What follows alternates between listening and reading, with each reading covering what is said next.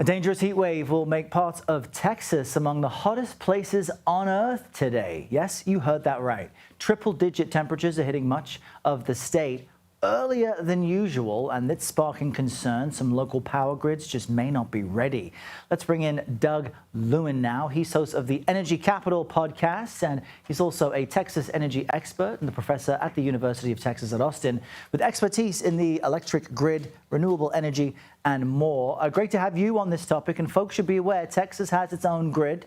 It's disconnected from the rest of the country. It's not regulated, I believe, by the federal government. So why is the timing of this heat wave, such an early heat wave in Texas, so concerning to so many people there?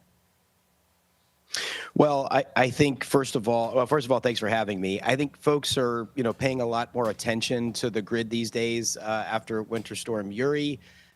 So there's just a lot of attention on the grid and the performance of the grid. And obviously, if you get something like we just got with a 100-degree temperature in Austin yesterday, that is going to raise a lot of eyebrows because usually you don't get 100 degrees in May, right? Usually we don't get a 100-degree day until July. And we are starting to see the impacts of climate change that are hitting. And this has real impacts on the grid. The heat is a real strain on infrastructure. It also limits the amount of time that the thermal power plants, think of like big gas and coal plants, have to go offline for maintenance, just like your car needs maintenance sometimes. These are really big, complicated machines, much more complicated than a car. They need to take months often for maintenance. And as it gets hotter and hotter in the spring, that maintenance window gets shorter and narrower, which makes it more likely there's going to be outages in the summertime. So this early heat really is concerning for a variety of reasons. And Texans will have fresh memories of the grid going down during a cold snap when it was freezing throughout the state. This is very risky for the elderly and for super young folks.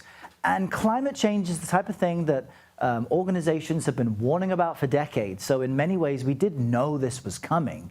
What's your assessment in how prepared the Texas grid is for what we all knew would be grueling or more grueling summers?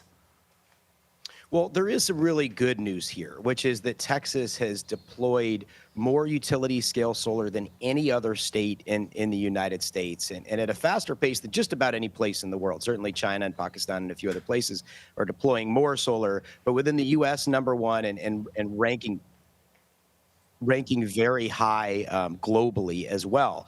So that makes a very, very big difference in the summertime. Obviously, if you think about these heat waves, the hotter it gets, typically the more sunny it is. So Texas now has over 30,000 megawatts of solar. To put that in perspective, the all-time May peak record was set yesterday at about 78,000. So 25 to 30% of the power, all that air conditioning churning all over the great state of Texas was provided by solar power. And those numbers are increasing too. So that helps with our preparedness.